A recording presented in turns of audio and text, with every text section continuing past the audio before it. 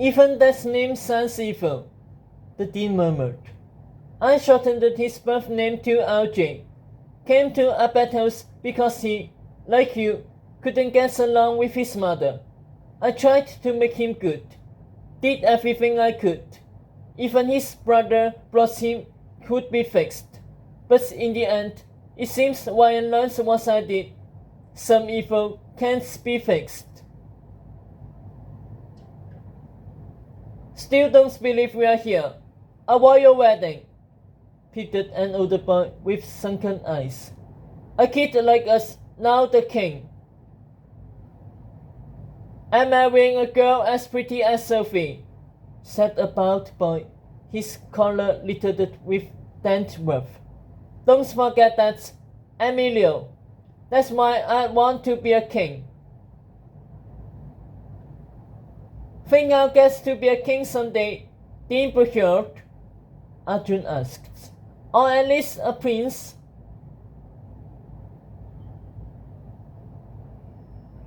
I don't see why not, Dean Burchard said. Things are different now. Most royal weddings don't allow ordinary citizens. But King Ryan knows to respect every soul, good or evil, boy or girl, young or old. All of you have a chance at glory while he's king. Taught him myself, just like I'm teaching you.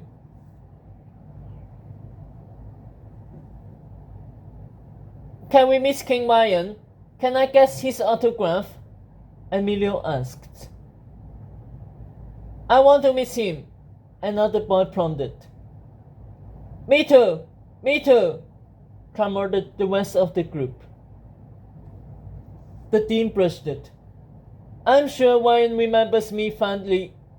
Jorgen, stop pinching fairies. Meanwhile, Arjun pulled a few last gooseberries from his pockets and handed them over the well. Quit it! Emilio hissed. But if I hit that spellcast bubble wolfing around, everyone watching in the other kingdoms will see me, said Arjun. I'll be famous, like the king. What bubble are you talking about? Emilio asked, confused. The spellcast comes from the chute over the garden. The pink fog up there. That's what beams the scenes to everywhere in the woods. There was that, Arjun said, pointing down. Emilio squinted at a watery orb flitting between bodies in the crowd, nearing the edge of the reflecting pool. But the last night of the sun vanished, and the bubble could be seen no longer, lost in the white mist rising above the lake.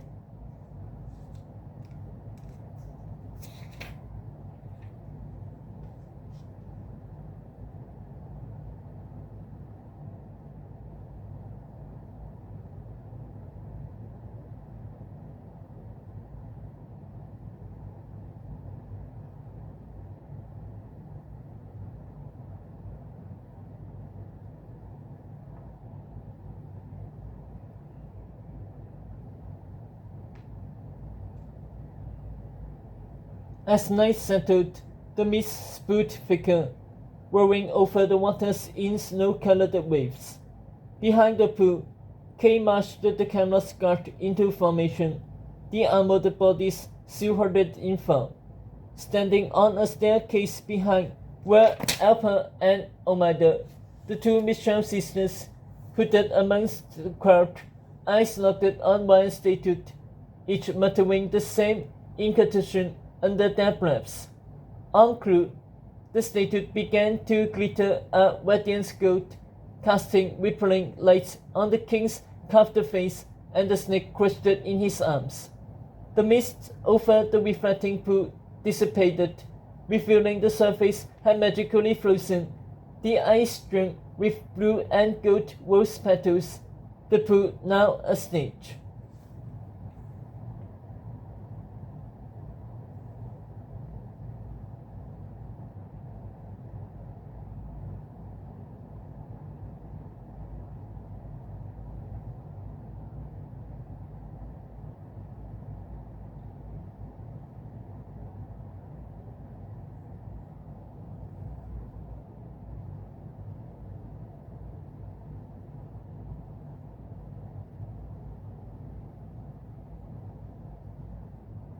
Soft music began to play in a strange key, the melody of a wedding march that sounded more like a funeral's.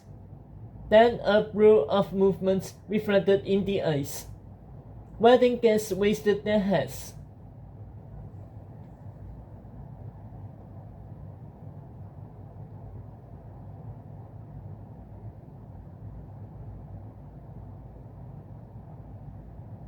The sky had bounded with constellations, lines repeating endlessly as far as the eye could see, changing pose with every blink of stars.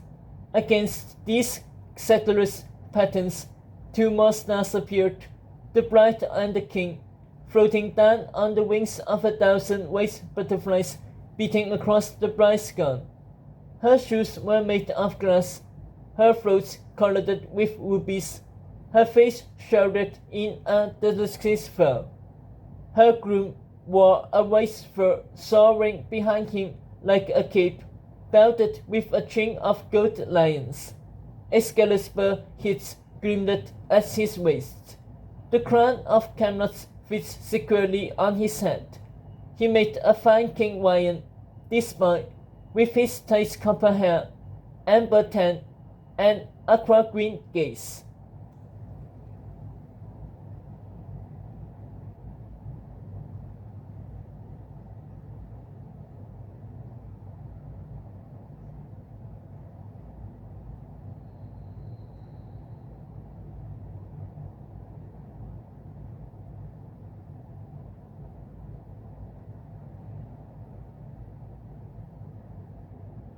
But we know better.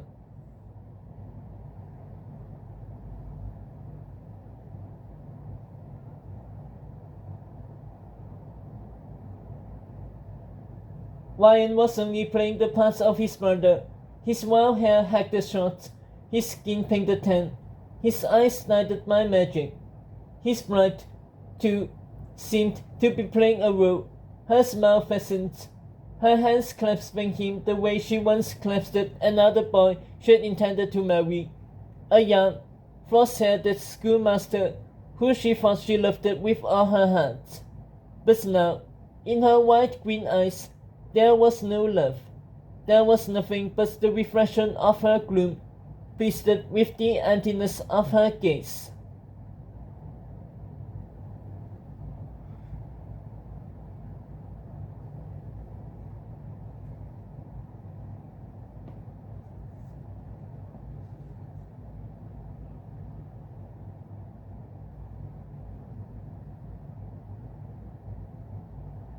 The young couple floated down towards the statue, Lion gripping Sophie as tightly as the stone lion gripped the snake.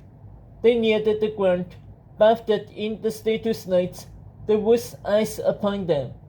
The king loomed over his bride, placing a hand on her throat, and put her mouth to his. The crowd suspended in silence as he kissed her, time standing still.